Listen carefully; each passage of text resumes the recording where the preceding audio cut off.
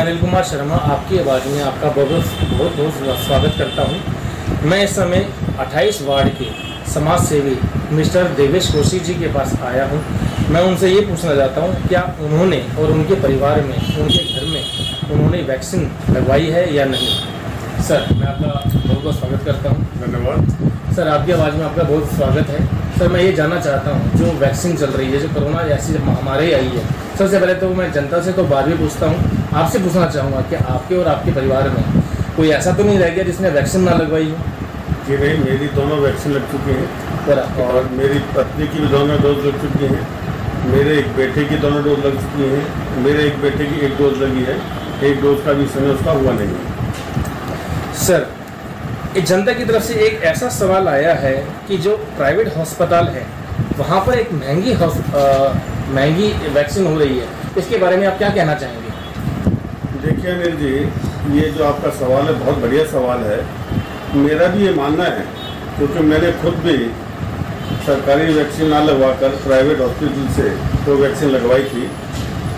और उसकी सबसे बड़ी वजह क्या है कि जो व्यक्ति सक्षम है और सरकार पे बोझ ना बनना चाहे और वो उसको अफोर्ड कर सकता है, तो उसको चाहिए कि सरकार पर अधिक बोझ ना डालकर, अगर वो सक्षम है तो उसको वैक्सीन लगवानी चाहिए।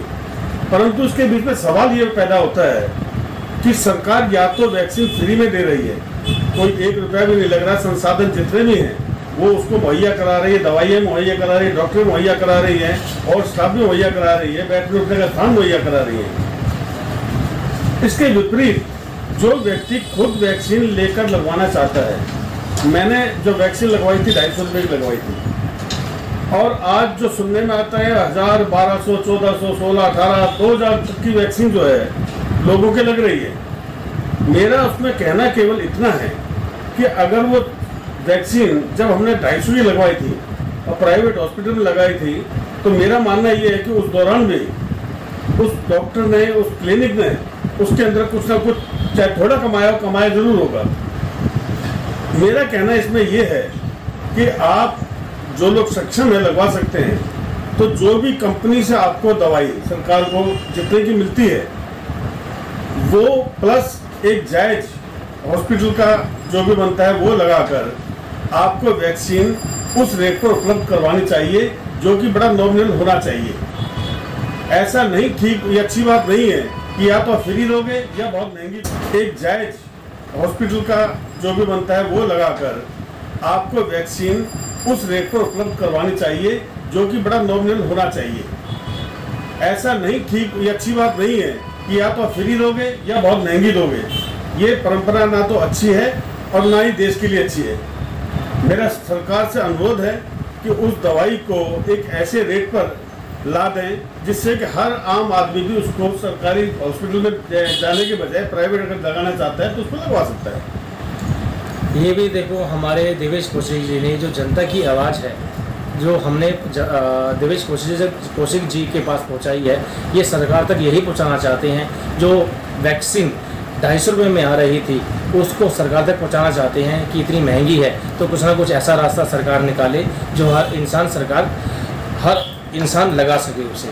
और एक जनता का एक और सवाल है देवेश जी, जनता के मन में वैक्सीन लगाने का डर है, इसके बारे में आप क्या कहना चाहेंगे।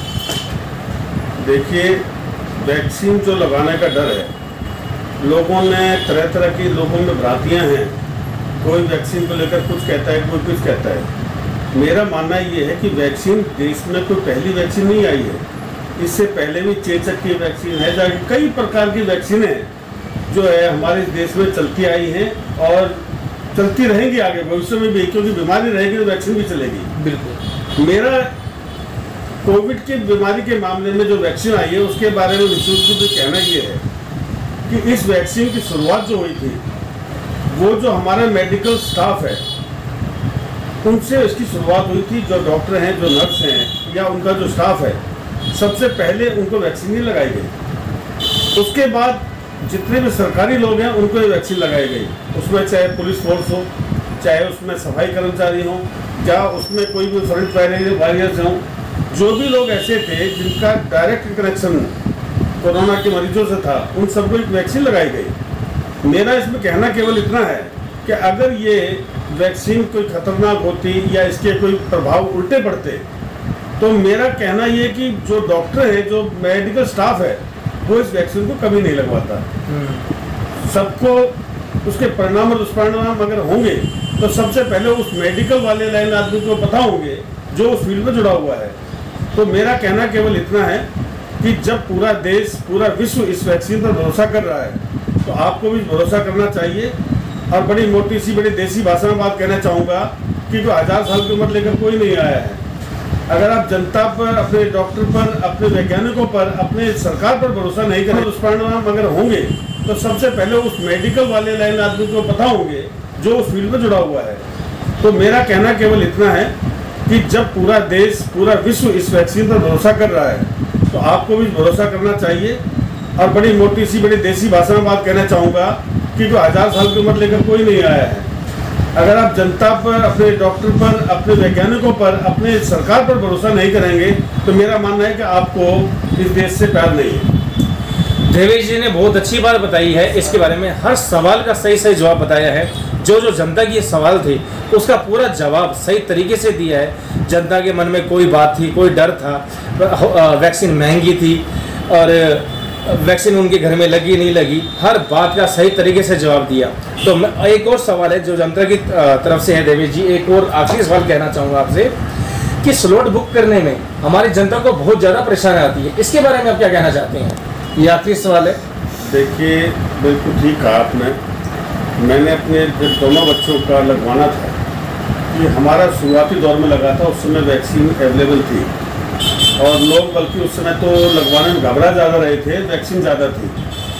परंतु जब मैंने बच्चों की वैक्सीन लगवाई तो 10-10, 12-12 दिन की निरंतर प्रयास के बाद उन लोगों के स्लॉट रात को जाकर कभी बुक किया, जैसे ही बुकिंग वो खुलता था, खुलते ही बुक होकर ख़त्म हो जाता था। तो इसको सिस्टम को देखो, हमारा जो देश है, हमारे देश में हर तरह का आदमी है, सबके पास ना तो स्मार्टफोन है, ना ही सब उसको फोन को चलाना जानते हैं।